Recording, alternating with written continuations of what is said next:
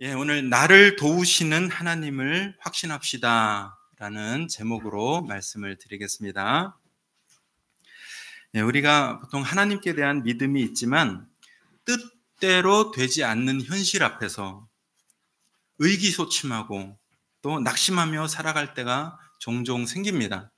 어떤 사람들은 이 시간이 너무 길어져서 낙심이 깊어져서 우울감이 차오르고 또 우울감이 차오르는 것을 견디지 못해서 또 병원에 다녀서 또 약도 의지해야 되는 그런 처지가 될 때가 많이 있습니다. 지난주 서울로의 담임 목사 계속교육 컨퍼런스에 다녀왔습니다. 같은 방을 쓰게 된 어떤 목사님의 핸드폰을 제가 이렇게 우연히 이렇게 살짝 봤는데 대출이 되었습니다. 이런 문자가 뜨더라고요. 슬쩍 보니까 안색이 좋지 않으셨습니다. 그래서 제가 물었습니다. 그랬더니 성도님들 몇 분이 교회에서 이렇게 가게를 하시면서 교회가 유지가 되고 있었는데 코로나 여파로 사업이 되지 않아서 교회 헌금이 주니까 교회 운영이 헌금으로 되지 않는다는 겁니다.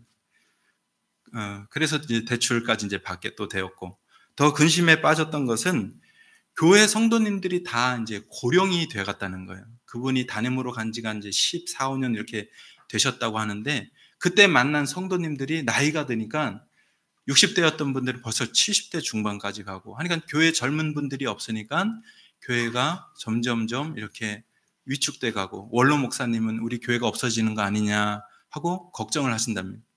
그래서 청년들과 좀 젊은 사람들과 모임을 하면 좋겠는데 자기 교회 청년들이 두세 명이 있는데 어떻게 모임을 해야 되는지 청년부를 해보지 않아서 저한테 청년 모임 또 가정교회는 어떻게 하는 것인지 저에게 물었습니다.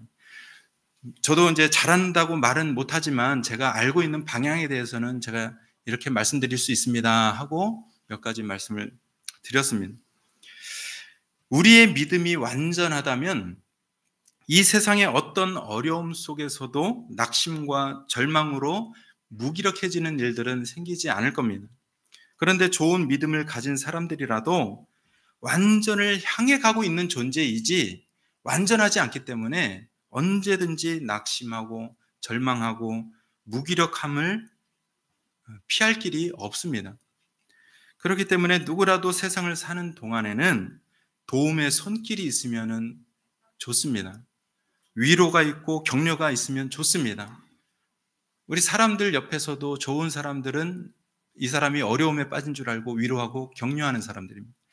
이런 세상을 살고 있는 성도들, 우리 모든 성도들에게 하나님께서 우리에게 주시는 마음을 우리가 읽었습니다.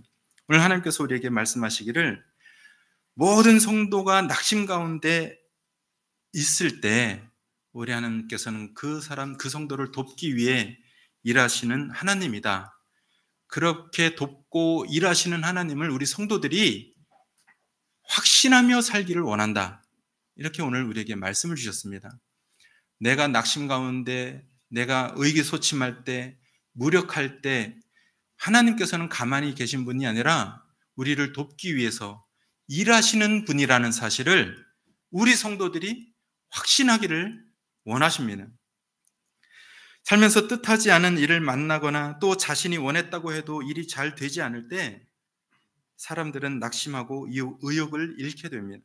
그럴 때 사람이 생각하는 것은 더 좋은 환경, 더 많은 물질, 더 힘이 있는 사람들, 인맥, 더 많은 기회, 이런 것이 없었다는 것을 한탄하는 거예요.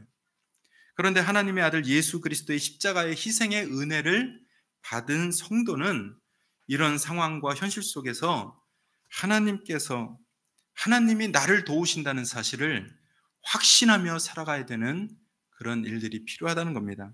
우리 6절을 다시 한번 읽어보면서 정말로 하나님께서 우리를 도우시기 위해서 일하시는 분인지 살펴보겠습니다. 6절입니다. 시작.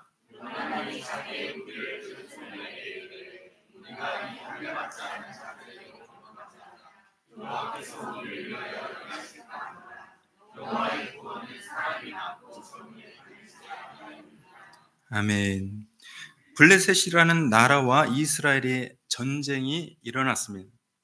이스라엘이 안 좋은 조건으로 위축되어 있을 때 사울 왕의 아들 요나단이 블레셋을 기습했는데, 이때 요나단은 믿음으로 싸우는 자신을 하나님께서 도우신다는 확신을 가지고 나갔던 것입니다. 하나님은 열악한 환경 속에서도 믿음으로 전쟁하는 요나단을 위해서 일하시는 하나님이 되셨습니다. 이스라엘의 첫 번째 왕이 되었던 사울은 블레셋과의 전쟁을 지휘해야 했습니다. 블레셋이 믹마스라는 곳에 진쳤고 이스라엘은 게바라는 곳에 진을 쳤습니다. 그러나 사울 왕은 전쟁을 지휘하는 선두에 있지 못하고 지금 미그론의 석류나무 아래에 머물고 있다고 성경이 기록을 하고 있습니다. 미그론이라는 지역명은 그 지역명이 암시하는 뜻이 있는데 그것은 절벽이라는 뜻이에요. 미그론이라는 단어의 뜻이. 그것이 사울이 절벽에 몰린 사람처럼 위축되어 있다는 사실을 암시하고 있는 말씀입니다. 전쟁을 주저하고 있다는 말씀입니다. 그 이유는 당시 이스라엘에는 전쟁을 위한 병기가 없었고 괭이, 도끼, 보습 같은 이런 농기구조차도 블레셋에 내려가서 벼르고 구하고 또 수리하고 하면서 지냈던 시대입니다. 그렇기 때문에 전쟁이 나면은 무기를 가진 사람들은 적었던 겁니다. 그리고 전쟁에 참여한 백성도 600명 정도가량으로 굉장히 초라했습니다. 사울 왕이 지휘하는 이스라엘의 전력이 이렇게 약했던 것은 사무엘 선지자가 다스렸던 때와 비교가 됩니다. 처음부터 이렇게 이스라엘의 전력이 약했던 게 아닙니다. 사무엘 선지자가 사사로서 이스라엘을 다스렸을 때는 바로 멀지 않은 그 이전의 시간이었어요. 사울이 왕이 되기 전에 사사가 사무엘이었고 사무엘의 아들들이었습니다. 그러나 사무엘의 아들들은 품행이 바르지 않아서 하나님 앞에 쓰임받지 못했습니다. 그러나 사무엘 사사를 통해서 선지자 역할도 했고 제사장 역할도 했고 사사 역할도 했던 사람이 사무엘입니다. 그때에는 영적으로도 물질적으로도 풍성했고 그 풍성한 나라를 사울 왕에게 이어주었던 것입니다. 그러나 사울 왕이 된 이 짧은 시간 동안에 나라의 전력이 급속도로 쇠퇴했습니다. 그 이유는 하나님의 명령을 따라야 할 사울 왕이 사람의 생각을 앞세우는 인본주의자였기 때문입니다. 내가 다음 주에 이 일을 해야지 할 때 하나님의 뜻을 묻기 전에 자기 생각대로 하는 사람이 인본주의자라는 거예요. 사울 왕이 그랬던 사람입니다. 인본주의자였어요. 그리고 이방 나라의 왕들처럼 제사장을 대동하고 길흉을 점치는 미신적인 풍조를 따랐기 때문입니다. 이 두 가지 요인 때문에 나라가 급속도로 꺾어지고 쇠퇴했던 겁니다. 사울 왕이 이 사무엘 선지자가 집례해야 할 번제를 자기 마음대로 드린 것도 바로 이런 태도 때문이에요. 하나님은 이스라엘 백성에게 왕일지라도 하나님의 선지자 제사장을 자기가 마음대로 부리는 사람으로 두지 못하도록 했습니다. 그러나 사울 왕의 자세는 제사장까지도 자기 마음대로 오라가라. 또 자기 마음에 안 들면 자기가 마음대로 번제를 드리고 이런 행위를 서슴지 않았습니다. 그 결과 이스라엘의 전력은 초라해졌고 사울 왕은 전쟁 앞에서 위축되고 낙심하는 세월을 살았던 것입니다. 그러나 하나님께 대한 믿음은 각각입니다.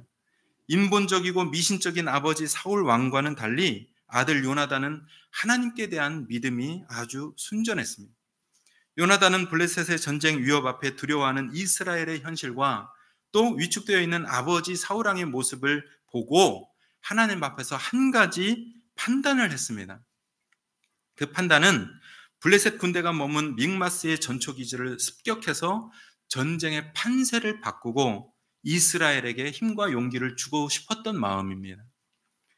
이에 요나단에게 신뢰를 얻은 사람으로서 무기를 든 소년과 함께 기습을 결정을 했습니다. 그때 요나단의 마음에는 하나님이 자신을 도우실 것이라는 이런 확신이 들었던 것입니다. 요나단의 확신은 하나님의 구원이라는 것은 사람의 수가 많고 적은 것에 달린 것이 아니라 하나님의 능력에 따라 결정된 데 있다라는 그 사실을 믿은 것입니다. 요나단이 가진 이런 확신은 두 가지 유익을 가져다 주었습니다. 첫째로는 무슨 유익을 주었냐면 하나님께서 자신을 위해서 도우신다는 사실을 믿으니까 불안이 사라지고 하나님의 일을 기대하게 된 것입니다. 하나님이 나를 위해서 일하신다, 하나님이 나를 도우신다라는 확신이 없는 사람들 가운데 찾아오는 가장 첫 번째 감정이 뭐냐면 불안이에요. 이 세상을 어떻게 살지? 두려움입니다. 그러나 이것이 없어지니까 하나님의 일을 기대하는 인생으로 바뀌는 겁니다. 불안이 사라지면 하나님의 일을 기대합니다. 불안이 사라지면 앞으로 내 인생에, 내 가정에, 내 자녀들에게 어떤 일을 하실까? 이런 마음이 찾아오는 거예요. 이거는 신앙생활 하는 분들이라면 누구나 느끼고 경험을 해 봤을 것입니다. 또 지금도 경험하고 있을 줄도 모르겠습니다. 두 번째는 어떤 유익이 있냐면 하나님께서 자신을 위해 일하신다는 사실을 믿으니까 무기든 소년도 마음을 확고히 해서 요나단의 동역자가 되는 겁니다. 여러분, 하나님께서 나의 인생을 도우신다. 하나님께서 우리 교회를 위해서 일하신다. 하나님께서 우리 가정을 위해서 일하신다는 확신이 들면, 그 확신을 가지고 있으면 동역하는 사람들이 생겨요. 도와주는 사람들이 붙습니다. 그것이 성경의 원리입니다. 여러분이 오늘 읽은 본문에 보니까 무기든 소년이 요나단을 도와서 죽을지도 모르는 그 자리에까지 동역자로 나서는 겁니다. 결국 하나님은 요나단과 동역자가 된 이 무기든 소년을 도와주시고 일하심으로 기습작전을 성공하게 하셨고, 그 기습작전이 발단이 되어서 이스라엘이 불리한 전세 속에서도 전쟁을 승리하게 되었습니다. 이 사실은 전쟁의 성패가 전력의 우세에 있는 것이 아니라 믿음으로 행하는 사람을 위해 구원을 베푸시고 도와주시는 하나님께 있다는 사실을 보여주는 것인 줄 믿으시길 바랍니다. 우리 인생이 기쁘고 행복하고 만족하고 성공하게 되는 근거는 돈이 많은 데 있는 게 아니에요. 집이 큰 데 있는 게 아닙니다. 내 주변에 잘 나가는 사람들이 많은 데 있는 게 아니에요. 돈 많아도 괴롭죠? 여러분 다 느끼시는 거잖아요. 돈은 많잖아요. 그런데 괴롭죠? 돈이 많아도 괴롭습니다. 네. 친구들, 자식들 다 잘 살고 있죠? 근데 마음이 괴롭죠? 네. 우리 인생에 승리를 주고 기쁨을 주시는 분은 하나님이시지, 우리 재산의 양, 사람의 수가 아니라는 겁니다. 시편 54편 4절에 하나님은 나를 돕는 이시며 주께서는 내 생명을 붙들어 주시는 이시니이다 라고 고백을 하고 있습니다. 다윗 왕이 이스라엘의 두 번째 왕이 되기 전에 자신의 장인 사울 왕에게 시기를 받아서 쫓기는 신세가 되었습니다. 장인의 사랑을 받지 못하고 장인의 시기를 받아서 무려 10년 동안 도망을 다녔어요. 사울 왕은 다윗의 장인이었음에도 불구하고 하나님께 인정을 받는, 하나님께 사랑을 받는 다윗을 진심으로 시기했습니다. 여러분 이거 아셔야 돼요. 세상 사람들이 시기하는 것보다 믿음 있는 사람이, 더 믿음 있는 사람에 대해서 하나님이 사랑하시나 보다 해서 시기하면 더 무섭습니다. 교인이 교인을 시기하면 더 무섭다는 거예요. 하나님, 저 사람은 별 볼 일도 없는데 나랑 같이 교회 생활을 한 것도 비슷한데 왜 저 사람은 저렇게 하나님 사랑하십니까? 이런 시기심이 들면요, 그 사람 미워하기 시작하면 대책이 없어요. 그러니까 이 시기심이 들어오기 전에 어떻게 하셔야 돼요? 예수 이름의 권세로 물리치셔야죠. 시기심, 질투심은 계속해서 물리치셔야 됩니다. 시기심은 열등감을 만들고 그 열등감은 결국 사위를 죽이려는 결심까지 하게 만들었습니다. 사울왕은 특공대 3,000명을 이끌고 다윗 왕을 잡아 죽이려고 했습니다. 다윗은 몇 차례 죽음의 위기를 당했습니다. 그런데 다윗이 사울왕과 다른 점은 죽음의 위협 앞에서도 자신을 돕는 분이 하나님이시라는 사실을 지금 고백하고 있는 거예요. 시편 54편에. 전쟁의 위협 앞에서 석류나무 아래 피하고 미신을 따르는 사람을 곁에 두고 하나님의 명령을 따르지 않았던 사울 왕과는 전혀 다른 신앙의 모습으로 살았던 사람이 바로 다윗입니다. 요한복음 14장 16절에 내가 아버지께 구하겠으니 그가 또 다른 보혜사를 너에게 주사 영원토록 너희와 함께 있게 하시리라고 예수님이 말씀하셨습니다. 하나님은 오늘날에도 예수 그리스도를 구원자요 주님으로 믿는 우리 모든 성도를 도와주시는 분으로 살아계십니다. 보혜사는 돕는 자라는 성령님의 다른 이름입니다. 성령님은 성도의 모든 생활 영역과 모든 성도들의 존재 안에서 일하시는 하나님이신 사실을 반드시 믿으셔야 될 줄 믿습니다. 현대 사회가 아무리 복잡하고 아무리 어렵더라도 하나님은 모든 성도, 저와 여러분들을 돕기 위해서 일하시는 하나님이 되시기를 원하고 계신 것입니다. 우리는 삶의 여러 가지 영역에서 마음이 무너지고 생활이 기울어질 때가 많습니다. 그럴 때 하나님이 나를 위해 일하신다는 사실을 확신하셔야 됩니다. 왜냐? 왜 하나님이 나를 위해서 일하고 계신 분이라는 사실을 확신해야 되냐? 하나님이 진정으로 낙심하는 우리를 도와주시려고 하는 분이기 때문이에요. 정말로 도와주시려고 하는 분이기 때문에 그분을 확신해야 된다는 거예요. 여러분, 친구들이 야, 내가 너 도와줄게 찰떡같이 믿었는데 그렇게 됩니까? 안 됩니까? 안 되는 경우가 많다고요. 확신할 수가 없는 거예요. 그래서 우리가 인자를 믿지 말라고 성경에 써 있는 거예요. 사람을 믿지 말라. 사람을 존중하고 사랑해야 되긴 하지만 믿음의 대상은 아니라는 거예요.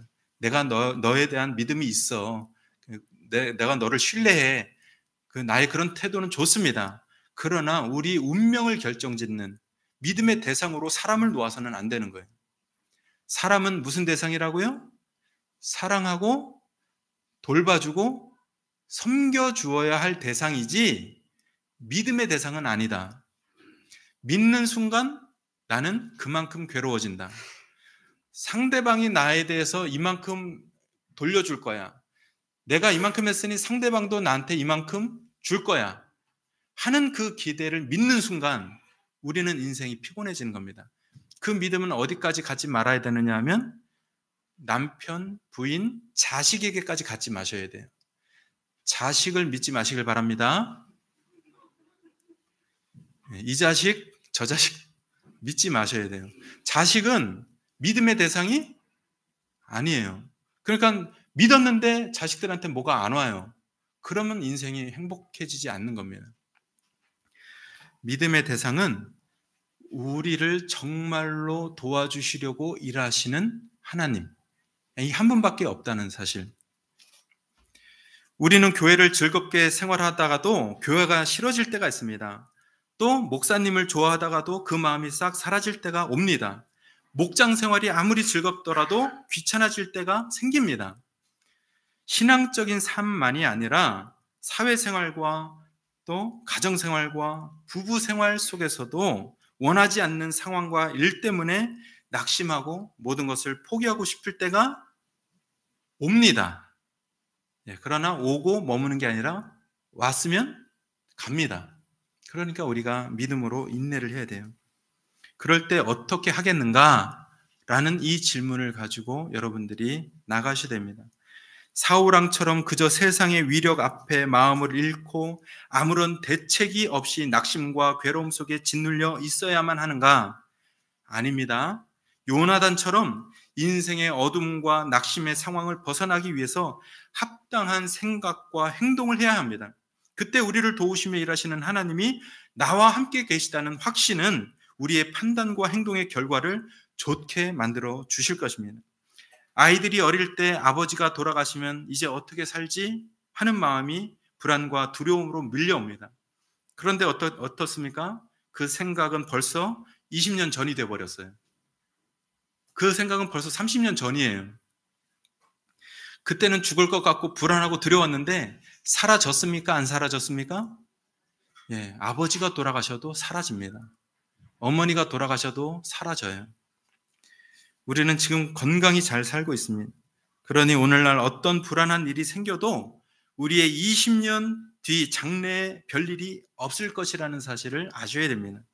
에라 나는 모르겠다 해도 인생이 망한 사람이 별로 없습니다.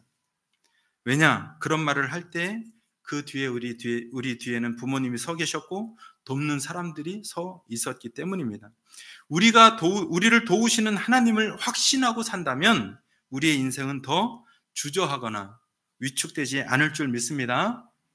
하나님의 뜻을 따르고자 하는 성도는 마땅히 해야 할 일을 믿음으로 실행하며 살아가셔야 돼요. 오늘 내 인생이 여러 가지 문제가 있고 어둠이 찾아와 있다면 이때 나는 무엇을 해야 할 것 같다. 나는 이렇게 해야 될 것 같다. 그러면 그 일을 실행하셔야 됩니다. 그런데 실행하는데 어떻게 행해야 되느냐? 그것이 오늘 우리의 하나님께서 주시는 과제입니다. 성도의 삶은 믿음의 삶이 되어야 합니다. 세상 사람들의 삶은 자기 감정이나 여건이나 소유의 정도를 기준으로 판단하고 결정합니다. 그러나 하나님께 대한 믿음으로 사는 성도의 삶의 바탕은 하나님이 인도하신다는 믿음이어야 하고 그 믿음으로 실행하는 것이 되어야 하는 것입니다. 9절부터 10절에 보니까 말씀합니다. 그들이 만일 우리에게 이르기를 우리가 너희에게로 가기를 기다리라 하면 우리는 우리가 있는 곳에 가만히 서서 그들에게 올라가지 말 것이요 그들이 만일 말하기를 우리에게로 올라오라 하면 우리가 올라갈 것은 여호와께서 그들을 우리 손에 넘기셨음이니 이것이 우리에게 표징이 되리라. 이렇게 했습니다. 요나단이 지금 두 가지 가정을 말하고 있는데 어떤 때 하나님이 우리를 응답하신다는 거예요? 블레셋 사람들이 우리를 봤을 때, 야, 거기 가만히 있어. 우리가 내려갈게. 할 때예요? 아니면, 야, 너희가 올라와. 이렇게 할 때예요. 지금 방금 읽었잖아요. 그래. 블레셋 군인들이 요나단과 무기 든 소년을 봤을 때, 너희가 우리한테로 올라와. 이렇게 말하면 하나님께서 블레셋 군대를 우리한테 주셔서 우리가 전쟁에 이기게 하시겠구나 하는 응답을 이것으로 받았다는 말씀이에요.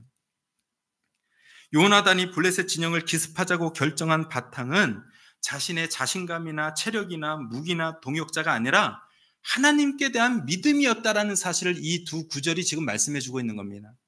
요나단이 하나님의 응답을 얻기 위해 먼저 적군 진영으로 나간 것이 하나님께 대한 믿음을 보인 거예요. 야, 우리 이스라엘 군대가 너무 전세가 약해. 우리 이스라엘 사람들이 지금 실망해 있어. 우리 아버지 왕 사울 왕은 너무나 지금 주저하고 있어. 이때 하나님께 대한 믿음이 있었던 요나단의 마음에는 야, 이러면 안 되겠다. 내가 어떻게 해서라도 작은 힘을 보태서라도 이스라엘의 이 전쟁의 판세를 좀 바꿔야겠다. 이 생각을 하고 하나님 앞에 기도했던 내용들이 이겁니다. 요나단은 불리한 전세를 깨뜨리고 전쟁에 이기고 싶었습니다. 그러나 자신의 소망이 간절하더라도 그것이 하나님의 뜻이 아니라면 실행할 생각은 없었습니다. 그래서 적군이 자신들을 발견했을 때 요나단에게로 내려오겠다 하면 하나님이 기습하기를 원치 않는다라는 뜻으로 받아들일 것이라고 말했고, 적군이 요나단에게 올라오라고 하면 하나님께서 기습해도 좋다는 뜻으로 받아들이겠다고 결정한 겁니다. 요나단은 당시 자신의 전쟁 상식과 적군의 심리에 대한 이해를 바탕으로 하나님의 뜻을 자기가 물은 거예요. 블레셋 군사가 용맹하고 사기가 넘치면 요나단에게 올라오라 하지 않고 당장 먼저 내려와서 요나단을 대적했을 것입니다. 그것이 요나단의 상식이었고 지식이었습니다. 하나님이 주신 가정이 아니었어요. 하나님이 먼저 블레셋 사람들이 이렇게 말하면 올라가고 저렇게 말하면 올라가지 말아라. 하나님이 결정해 주신 게 아니었습니다. 누구의 결정이었어요? 요나단의 결정이었어요. 인생은 누가 바꾸는 거예요? 인생은 하나님이 바꿔주시는 겁니다. 그런데 어떤 사람의 인생을 바꿔주시냐? 믿음으로 실행하는 사람을 바꿔주시는 거예요. 요나단이 지금 자기 믿음으로 두 가지 가정을 하나님 앞에 말씀드린 거예요. 자기 현대를 살고 있던, 그 시대를 살고 있던 자기 상식과 지식으로 하나님 앞에 물은 겁니다.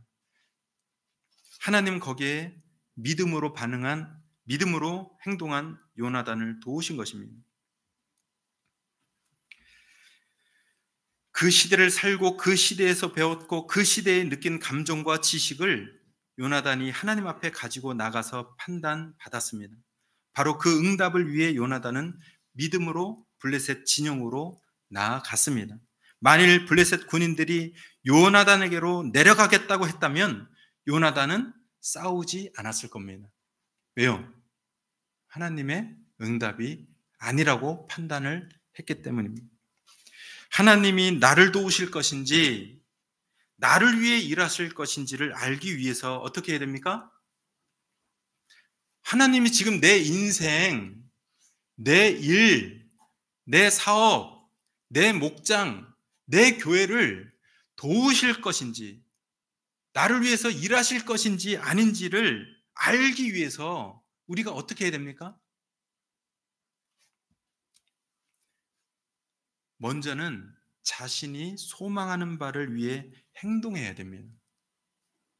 하나님, 저의 인생과 저의 사업과 저의 목장과 저희 교회를 위해서 지금 상황에 이렇게 해야 될 것 같은데 이런 소망이 있는데 어떻게 해야 됩니까? 할 때 하나님이 행동하라는 거예요. 우리는 최근 코로나 시기 이후를 지나면서 목장도 연합교회도 마음이 힘들어지거나 위축되는 경험을 하고 있습니다. 그러나 예수님이 바라시는 교회에 대한 비전이 있기 때문에 건강한 가족 공동체로서의 목장을 만들기 위해 마음을 모으고 있습니다. 또한 연합교회의 장래를 위해 합당한 예배 처소와 예배 방식도 생각하고 있습니다. 그러나 분명한 것은 우리가 그런 생각에 대해서 하나님의 뜻이 어디 있습니까? 알고자 한다면 우리는 먼저 그 생각에 맞는 행동을 해야 된다는 겁니다. 또한 교회의 비전만 아니라 여러분 개인적으로도 소망하는 일이 있다면 그 소망을 향해서 나아가기 위해 먼저 행동하셔야 돼요. 하나님, 제 마음에 이런 마음들이 있는데 어떻게 할까요? 하면 하나님께서 이렇게 해라, 저렇게 해라 먼저 말씀하지 않으십니다. 자기 믿음으로 먼저 이렇게 해보고 저렇게 해봤을 때 하나님이 그것이 맞다 이러십니다. 여러분이 하나님, 제가 이번 주에 한 주 내내 나와서 예배당에서 기도를 할까요, 말까요? 하면 하나님께서 어떻게 응답하시겠습니까? 나와라. 아니야, 너 쉬어라. 이렇게 하시겠습니까? 그게 아니에요. 나와 보면 알려주신다는 거예요. 믿음으로 행하면 알려주신다는 거예요. 어떤 사람이 예전에 그래요. 하나님, 제가 우리 집안에 너무 금전적으로 힘이 들고 빚이 많고 고생이 많은데 제가 이 월급을 받았는데 하나님, 이것을 제가 주님 앞에 11조 하는 건 너무 감당이 안 됩니다. 어떤 사람의 간증이에요. 11조 할 수가 없어요. 그때는 하나님께서 뭐라고 하세요? 예? 그 마음을 가지고 나아갔더니 하나님께서 응답을 하신다는 거예요. 헌금뿐만 아니라 봉사뿐만 아니라 여러분의 사업뿐만 아니라 개인의 장래까지도 여러분들이 먼저 행동하실 때 그 안에 있는 믿음을 보시는 거예요. 그래서 하나님이 나한테 응답하시면 내가 할 거야. 그건 맞지 않는다라는 거예요. 오늘 요나단의 삶을 보세요. 먼저 나아갔습니다.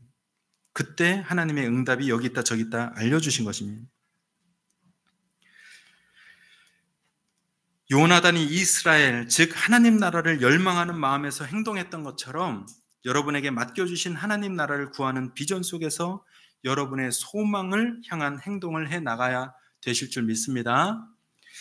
지금도 하나님께 대한 믿음이 있지만 삶의 여러 가지 상황 때문에 낙심하고 의기소침한 사람들이 많습니다. 그러나 하나님은 우리 성도를 도우시기 위해서 지금도 일하시는 분이라는 약속을 오늘도 주고 계십니다. 전쟁과도 같은 우리 인생의 성패는 사람이나 물질의 많고 적음에 달린 것이 아니라 우리를 구원하시는 하나님의 능력에 달려있다는 사실을 믿으시길 바랍니다.